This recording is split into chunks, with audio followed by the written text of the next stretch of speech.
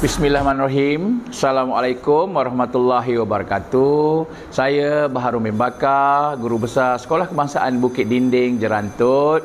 Dengan ini mengambil kesempatan untuk mengucapkan Selamat Hari Raya Aidilfitri kepada seluruh warga Sekolah Kebangsaan Bukit Dinding, PIBG, ibu bapa, PPS serta para pelajar sekalian, dengan ucapan maaf zahir dan batin. Semoga raya tahun ini disambut dengan penuh ceria. Terima kasih. Kami mengucapkan Selamat